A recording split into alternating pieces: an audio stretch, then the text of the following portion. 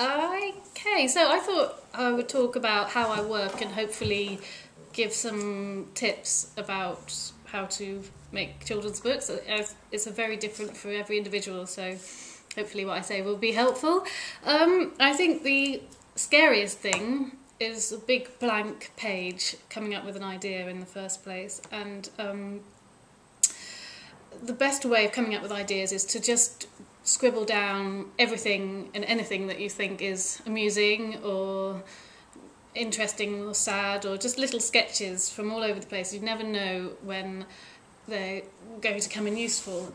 For the Tilly books, which I'm going to focus on, I remember I was living with a house full of friends at the time, and I was sharing a room with quite a few people. It was all very boho, and I remember I used to have to go to coffee shops to be on my own, and there was something about having a coffee and having that an hour to yourself, and in that time coming up with an idea. So it's almost, if you don't want to go out for coffee, just set a stopwatch and go, right, I'm going to come up with something within an hour, and then it sort of focuses your brain. And so this time I went out and I sat in a coffee shop and I thought, I'm living with all these people, it's driving me mad. And I thought, wouldn't it be fun to put a lot of characters in a house together? And this is the first picture I did. So before I came up with any of the ideas, I drew this and then there was a blue lion, which ended up in the Penguin book, not in the Tilly series, a pig, a peacock, who also got rejected, a mouse, a crocodile, and a hen. And there wasn't even a little girl. Tilly hadn't started that. So that's the very, very beginning. I think one of the main things about coming up with stories is don't be too critical. So although it might not seem to be a story at first, nothing's wasted. You can, put it away and it'll come in useful at another time. So when I'd had my initial, this is what I want to do, and in all my previous books I just worked with two characters. For instance, Dog Blue was about a boy and a dog, and Penguin was about a boy and a penguin, and then suddenly I thought, I'm going to put 6 characters in a house together. And as soon as you do that, ideas start sort of bouncing off each other in the way that they all relate to each other. So even if you haven't got an idea for a story, if you just start off with a character and give your character a name and give your character personality traits, then that character will start talking to you. That character sort of becomes alive without you really thinking about it, hopefully. So once I've got my character, I start just sort of sketching, and just to show you how hard I work, here are all the sketchbooks that I've got for Tilly and friends. They're even numbered and everything, which is very organised for me. So although the books are very, very simple and there were just very few words, there's a lot of other stuff that gets sieved out. So I write a lot of rubbish, basically, and I think you have to allow yourself to write rubbish. And once you've got the rubbish, you can sieve it, and then you might get just a few little gold nuggets. And those gold nuggets you've got to recognise, and then those are what becomes a book. So this was the very first sketchbook for Tilly and Friends, and I don't know whether you can see here is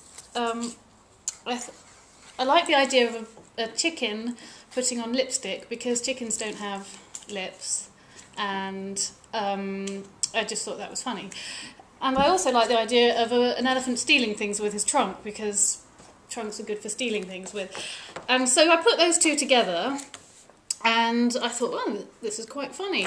And then it grew from there.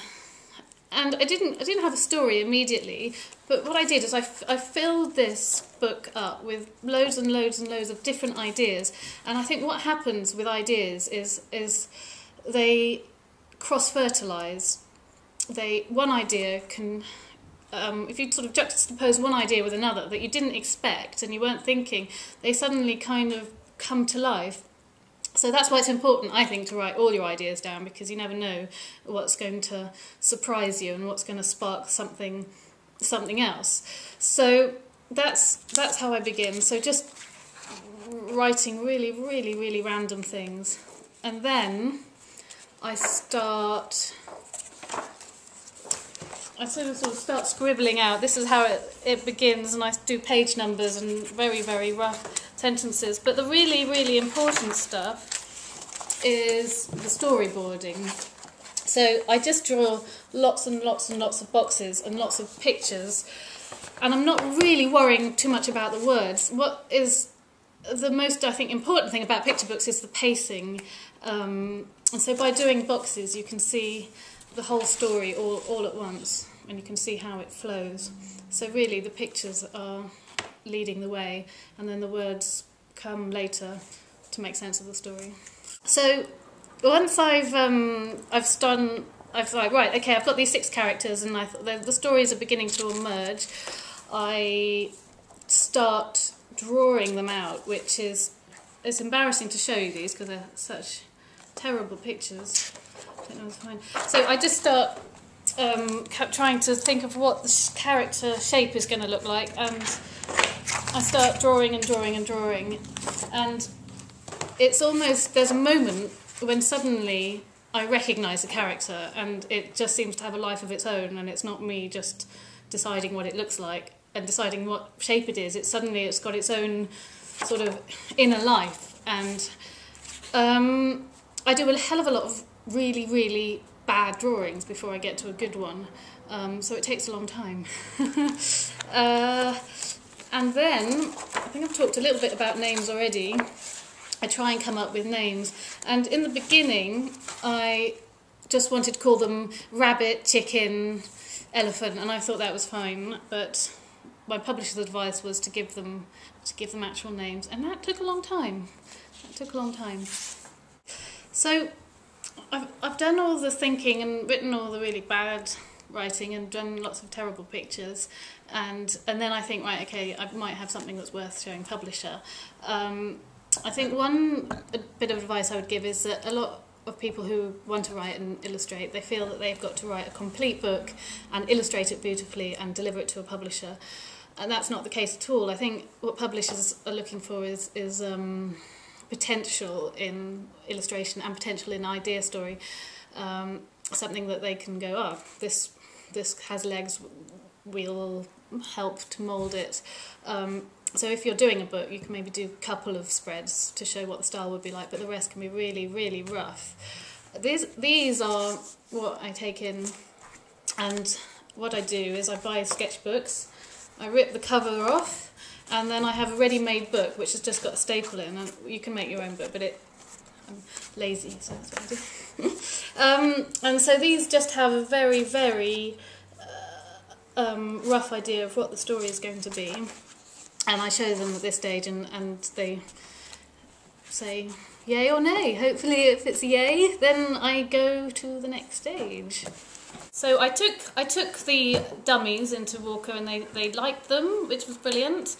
And it's funny, I've just been digging all this stuff out today to think about the process, and you forget how much work goes into it, actually, and how much turmoil, because you get really attached to your characters, and then you have to edit them, which is sometimes a bit scary. And sometimes my editor, who is brilliant, he puts me through the mill, and he tells me things about my characters that maybe I disagree with or I don't know about. But during that sort of rantangle, I get to know my stories really, really well, and if there's something that I really believe in, I find out that I believe in it, and then I fight for it, and between us we normally, well, I say we always get to the best story possible, but it takes a long time. So when this is the next level, this is another dummy, and this is called Where's Elephant. That was before he had a name. And I always think of them almost like a sticker book. As I do bits of art and bits of illustration, I stick them in, and then it becomes more and more colourful. But we keep making dummies to see what they're going to turn out like. And this is actually a quite posh dummy. They have these lovely blank books. And then again, this is how it looks. So you begin to see they're just black and white, but you begin to see it as an actual book and as a shape. And we spend a lot of time talking about sizes and quality of paper, and there are a whole list of different book dimensions that some are cheap and some are expensive, and you have to kind of work them all out. So there's a lot of fine art to getting the format right. And then, well, I could go on and on. You can see here there's choosing fonts, which Liz, my designer, is an expert in, which is great, and we spend many hours discussing whether the G should curl or whether it should be hand lettered, and then that takes a long time. And then after all that's done, I'm ready to do the artwork, which is always a bit nerve-wracking. So now I've done the really, really hard bit, which is writing the stories, and to do the illustration feels actually much easier. And again, I use these books, and I just draw and draw and draw and draw the characters. I don't think you can actually see. And I do a lot of really, really bad characters, and then I keep drawing them, and I get into training, and when I know the character, what the character looks like without having to think about it, so it's like handwriting, I can then think about the emotion of the character.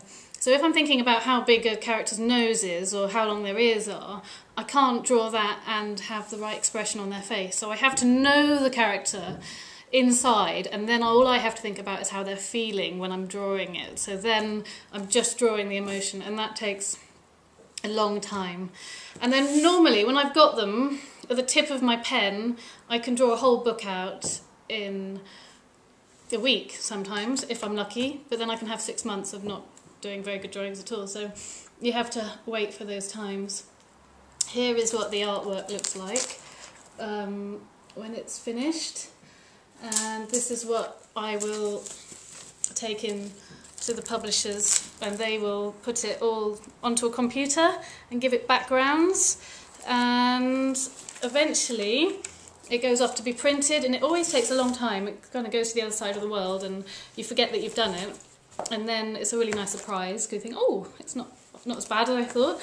And then you get these, which is the proofs, and this is how the book will look, and this is my chance to go through and just make sure there aren't any mistakes. So it's my last chance to kind of change bits, and then everybody has a look, and yeah, it's like you go through with a fine-tooth comb, and then you have to be patient because it's about a year before you actually get a book into your hands. Let's see, I think so. After a long time, I end up with an actual book in my hand, which is very, very exciting when it arrives in the post. So although you can have an idea for writing a picture book maybe very, very quickly in the time it takes to have a coffee, it's been 7 years since I had the idea for Tilly, so it's a long process. And this is what the first book looked like in hardback, and then it's changed, and then it sells foreign editions, which is very exciting, and this came today in the post actually.